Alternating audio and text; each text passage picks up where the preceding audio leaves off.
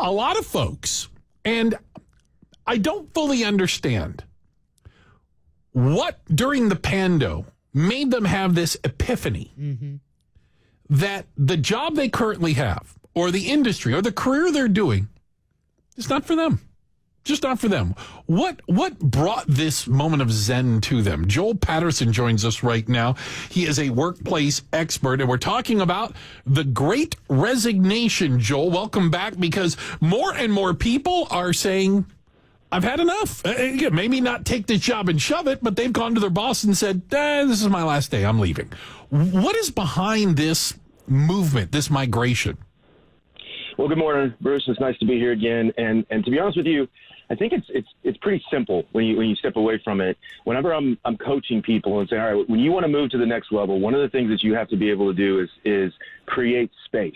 You need time to be able to think about what you want to do, where you want to go. And if you're caught up in the rigor of day-to-day activity where you can't really step back and relax, you never kind of go through that process.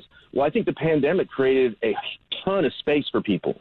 And so it allowed people to step back and really evaluate whether or not they want to continue to do with what they're doing, whether or not they want to work remotely. And for the people that are making these decisions right now, the good news for them is that there are a lot of people hiring, regardless of what you might be hearing in certain industries, in technology and healthcare. There are plenty of companies out there and headhunters calling you and looking to bring you on board. So if you are in that mode, it seems counterintuitive, but it's not a terrible time to be in the job market. Joel, I have to say, I'm a planner. I mean, even if I'm going to go to a restaurant, I'll look at the reviews. Isn't this a little... Draw a map. Yeah, okay, I got will. You. I know who you are. I do the background. I do the research. Looking ahead, isn't it a little dangerous to say, you know what? I know it's good for your mental health and your state of mind right now that, hey, I'm not happy right now. I'm just going to quit my job and do something else and start from ground zero. Sounds dangerous to you? It does sound a little dangerous. Like, what about the future? What about your retirement and planning ahead? You know, I share the same concerns. And when that first started happening, when I started seeing people moving around at different organizations, I wondered the same thing. But really, I think it's emboldened people.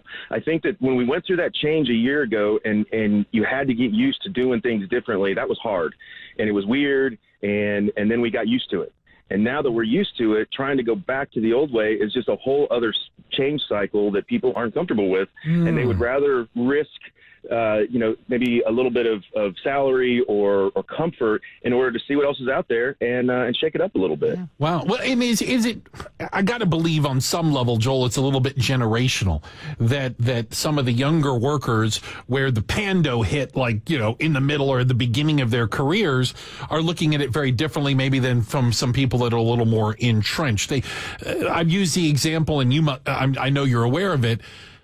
Our parents' generations, you went to work at a place and then they gave you a 50-year watch and you left. Right. Nobody has that expectation anymore, do they?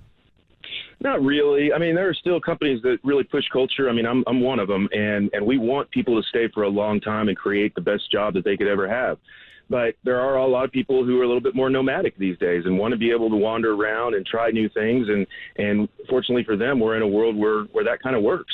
4 million people quit their jobs in April. So, I mean, there is a lot of people doing that. Quit. People are looking for flexibility. Yeah, they didn't get fired. They quit.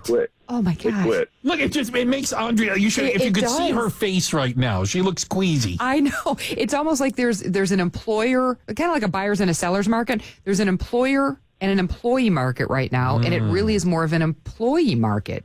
The employers are saying, hey, I don't want to work in the office. I want to work from home, or I want these different benefits. It's absolutely the case. They've got more control than they ever have in their lives.